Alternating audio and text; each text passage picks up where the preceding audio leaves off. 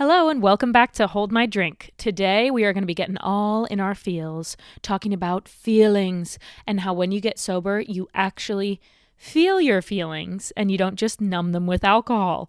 Alcohol is a coping mechanism for a lot of people, and when you take that coping mechanism away, you have to actually feel your feelings, whether they're good or bad, and then B, you have to develop new coping mechanisms that don't involve alcohol, that aren't just an easy fix. We're in it for the long haul and all natural, no booze. So, with that said, let's get into today's episode. Welcome to Hold My Drink, a sobriety podcast. This is a no judgment zone. I really freaking like my life without alcohol. You're not alone. I hope you feel seen. Sobriety has changed my life completely. This was something that none of my research provided me information on in my early sobriety. People talked about all sorts of things that would happen when you got sober, but one thing that I didn't really come across was talking about how your feelings would be something you actually have to face. And those can be feelings of sadness, boredom, frustration. And when we feel those, we actually have to deal with the consequences of feeling those things. You know what I mean? If something bad happens at work and it makes us really frustrated, instead of just instantly having a drink and feeling better, we have to think about why we're frustrated, and we have to just deal with that feeling of this thing is really bothering me. It's angering me. And we feel those. And it is a weird experience when you first get sober. You're like, oh my God, you mean I actually have to address these things that are going on in my life? It's like I had been numbing myself for so long when I was drinking heavily that I had just completely lost the skill set to deal with my emotions and my feelings.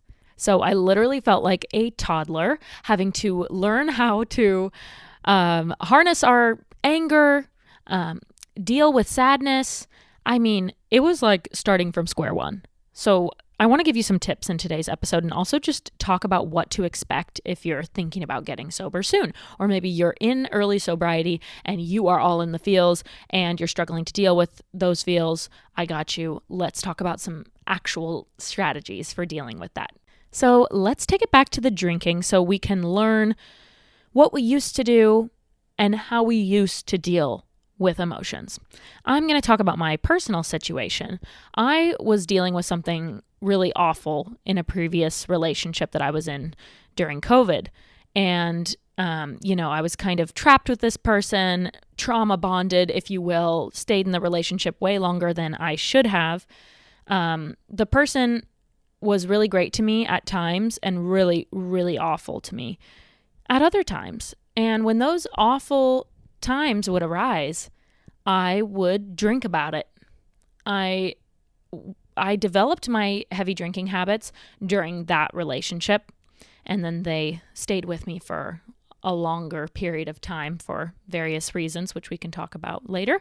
But the drinking habits developed during that relationship. It started because I didn't like the way he treated me. He's making me really angry. He's making me sad. He's making me feel bad about myself. He's isolating me from my friends and family. And alcohol was a crutch for dealing with all of those things. He made me feel alone. Alcohol makes you feel a lot less lonely. Sitting at home alone by yourself is a lot more fun when you're drinking alcohol and just getting drunk by yourself. Woohoo! Also, when he's mean to me, talking down to me, making me feel bad about myself. And I'm spinning. My thoughts are spinning, thinking about, God, he's right. Like, he would say all sorts of things to hurt me. And I would drink when he made me feel anything but happy.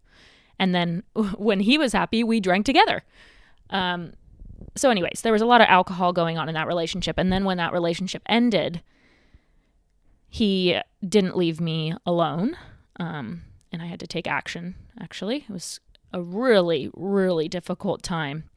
I've never really talked about this before, but we're talking like hundreds of messages a day, even if I blocked the number, he'd get new phone numbers. I eventually had to change my phone number. He still found a way to contact me once I'd changed my phone number. It was really horrible.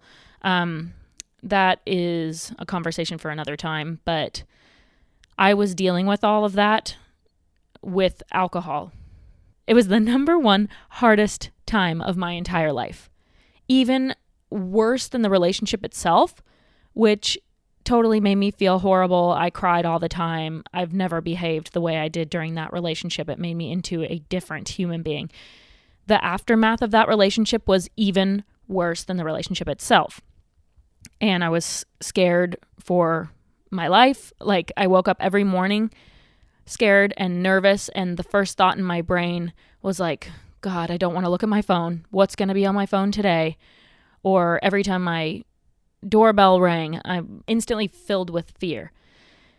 Everything was triggering and horrible, and it was just a really, really hard time in my life. And we all go through hard things. I'm definitely keeping it pretty surface level, but things got ugly, and it was really, really bad. And we all go through difficult things, whether that's like grief, maybe you're laid off from work, maybe you're losing a relationship with a family member, friendship breakups. There are all sorts of things that we go through in life. Injuries. I mean, the list goes on and on of different traumas that we can experience. And for me, alcohol was the only thing that could get me through the day. It was like my day, every day I woke up, it was bad. It was a bad day. I was being stalked and harassed and written these horrible emails. Things were being left on my car. I was scared. There were horrible things happening every single day during that time, before I was able to make it all stop with the help of the police. But I drank to get through those times. And yeah, I drank in the morning. I drank throughout the day. At that time when I was going through that, I didn't have any proper employment. I was totally self-employed as a social media influencer. And just doing my own thing, making my own money. I had to record a few TikToks a day, and that was my job at the time. So I could drink all day long. And I did. I had alcohol for breakfast because it's making me emotional even just thinking about this. But every day I woke up just knowing that it was going to be another really hard day, and I was going to have to deal with some really awful things. And alcohol just made it so much easier. It quieted all of my thoughts. It made whatever was happening in my life less bad. And that's why sometimes I want to, as my goodbye to alcohol, I want to write a love letter to alcohol, because alcohol got me through so much during that time. It was the only thing that made me feel normal. And it numbed any thoughts that I was having, any sadness, any anger. It just made me feel normal. And I'm almost grateful for alcohol for getting me through that time, because I don't think at the time I was strong enough to get through it on my own. And alcohol helped me. Obviously, I don't recommend that you or anybody use alcohol to deal with your problems. We do have the tools in our toolbox to deal with whatever comes to us in life without substances. And I know that now because I am, 8 months sober today, actually. And I know that we do have the tools to deal with whatever life throws us. Back then, I didn't have those tools. I drank to deal with my emotions, and so I don't think I had the tools to deal with what was going on in my life without the help of alcohol. And like I said, 8 months sober now, and I have finally had to deal with all of my feelings. I've had to address sadness, frustration, excitement, anything in life, any emotion that arises, I've had to address it. And it's been really interesting getting to know myself again. I think the hardest feeling to manage without alcohol as a newly sober person was anxiety or nervousness. I used to drink before job interviews, and that's really tough to admit, but I'm trying to be very vulnerable on this podcast. And I drank whenever I was nervous. Always. If I was having to do something with a new person, go get coffee with a person I hadn't met before, and I was really nervous for that, I would drink before. I would fill my coffee cup with Coors Light and take a job interview. Yeah. So when I got sober, anxiety and nervousness was the hardest thing to overcome without alcohol. And yeah, it was like relearning who I am. I'm like, oh yeah, okay, so let's say I have a job interview coming up and I'm really nervous. I am anxious. I am shaking. I'm so nervous for the call. First of all, I recognize, why do I feel that way? Well, it's because I don't know what it's going to be like. So there is the unknown. I don't know what they're going to ask. I don't know what they're going to look like. I don't know if they're going to be nice or hard on me. It's unexpected, so that makes me nervous. And the way to combat that without alcohol is to prepare like crazy so that whatever happens during that call, you are ready to face it. I like to have a few key stories ready for my job interviews that I can pull from. So no matter what weird random questions they ask, and they're like, give me an example of this particular time when you blah, blah, blah, blah, blah. And you're like, oh my God, I don't have anything for that answer. If you have 3 strong stories, you can link them to pretty much any question they ask. That helps me feel less anxious. I also write down all my questions for them ahead of time, maybe 3 key points that I don't want to leave the interview without mentioning. And being over-prepared makes me feel less nervous. I also think we have to remember that it's okay to feel frustrated, angry, anxious, whatever it is. We're talking about anxiety right now. So it's okay to feel nervous before a job interview. In fact, I think you're supposed to. I think it would be very weird if you were totally comfortable, not nervous at all for a job interview. I think that means you don't take it that seriously. You don't want it that bad. Nervousness means that something is important to you. You wouldn't be nervous about something if it didn't matter. So another thing that's important to remember is that it's okay to feel whatever you're feeling. Like, your feelings are valid. You don't have to drink away the anxiety. You're allowed to feel anxious sometimes. That's okay. And we just got to learn how to deal with that. So I talked about the job interviews as an example. Now let's talk about something that frustrates us. Okay, so-and-so said something to you at work right as you were leaving the building, and it just totally threw off your entire vibe. You were in a great mood all day, and then this person says a little snarky comment to you right as you're walking out the door. The whole drive home, you are just thinking about it. You can't even listen to your music or your podcast on the drive home because your wheels are just spinning about this comment that somebody made to you. And you know what? The first thing I would have done when I walked into the door was pour myself a drink, because I'd be thinking, this person angered me. They ruined my day. Like, I'm not going to let them ruin my entire evening. As soon as I had that first sip, I stopped thinking so much about what that person said to me. It was instantly gone and something I didn't have to worry about. And I used to love doing that. When somebody peeved me off, having a drink about it was so much easier than actually addressing what about that comment made me frustrated, how I'm going to deal with that person the next time I see them, how I can not let that comment ruin my day. If you just have a drink, boom, it's gone. That kind of goes back to that impulsivity thing that I talked about in episode 2. I'll link it here if you're watching on YouTube. But impulsivity is like, okay, I want a drink, I have a drink. Boom, bam. And so that frustration at work that happened, that person made me feel frustrated. I want a drink, I'm having a drink. That's how the lack of impulse control works. But once you quit drinking and you have to improve your impulse control and find other strategies because you don't consume alcohol, you say, this person's comment really frustrated me. I really want a drink. But why do I want to drink? It's because I don't want them to ruin my day. It's because they said something and it wasn't true. It's because they accused me of something and it really hurt my feelings. Okay, first of all valid. Love that. You're allowed to feel frustrated. You're allowed to feel all those different things that comment made you feel. So you don't have to be like, God, I don't want to be frustrated anymore. You can be frustrated. I always say, like, even with hunger too, hunger is not an emergency, and you can feel hunger sometimes. It's okay to feel hungry. It's okay to feel frustrated. It's okay to feel sad. Whatever feelings you have, you're allowed to feel them. And I'm giving you the okay right now. You are allowed to feel whatever way you feel. Okay?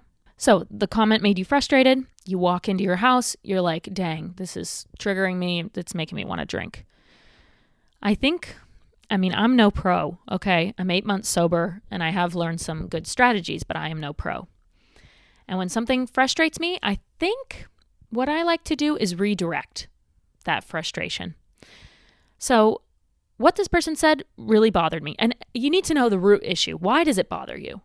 Is it because it wasn't true? They were accusing you of something you didn't do? They said it in a weird way. Like, there's all sorts of different ways that something can make you frustrated. So seriously, I'm not into all that woo-woo stuff, but if you actually sit there and think, why did that make me frustrated? It really does help. And it helps you understand why it was bothersome to you. Sometimes impulsivity takes over and you say something snarky right back to them. It's kind of the same fix as alcohol, right? Like, alcohol numbs it and makes it like, okay, that didn't even happen. And a snarky comment makes you instantly feel gratified, like, oh, I showed them. Both are coping mechanisms, but not great coping mechanisms, okay? I'm a firm believer of kill them with kindness. And so I try, instead of instantly saying the first thing that comes to my mind, think about it for a minute. Why does that make me frustrated? And then we deal with it. What I'm trying to say is recognize the feeling, recognize why it makes you feel that way, and then deal with it in a way that's not alcohol or some rude, snarky comment. And like I said, redirection is really important, especially for frustration. Maybe you just had a frustrating day at work. Maybe consider taking that frustration out elsewhere, like at the gym. The gym, working out, releases dopamine, and alcohol releases dopamine. We crave dopamine, and the body does produce it itself. We lose that ability a little bit when we are heavy drinking because we rely on the dopamine that alcohol provides. The gym, or working out, moving your body, provides a similar dopamine hit to alcohol. I know that sounds crazy, but the endorphins that you get from moving your body, working out, lifting weights, it's kind of like a little high that you get. And it can be a great way to instantly improve your mood. I've noticed on days where I'm feeling a little bit moody, I realize it's the days that I didn't start off in the gym. For me, starting my day in the gym is key. I'm sure for a lot of people, ending the day in the gym is really important too, because you just had your frustrating day at work and you get to go in the gym and lift heavy things and grunt and use your muscles and move your body, and it probably feels really, really good. And what a better way to redirect your frustration or anger. Instead of having a drink, we go to the gym. I highly recommend the gym over alcohol. Okay? I want to address one more emotion that I think a lot of people drink about, and that is sadness, death, grief, a breakup, someone treating you poorly. Sadness is a whole nother level of feeling that we have to deal with. And sadness was probably the hardest one to address for me in sobriety, like actually just feeling sad and recognizing that and not just drinking to make it go away. That was really hard, if I'm being honest. I will say though, as soon as you get sober and stop drinking, the sadness definitely comes a lot less frequently. Of course, we can't control things that happen in our lives. There are going to be sad things that happen, things that cause you sadness. But the lows are a lot less low when you don't drink alcohol. Alcohol is a depressant, as we know. So yeah, depressant. It's in the name.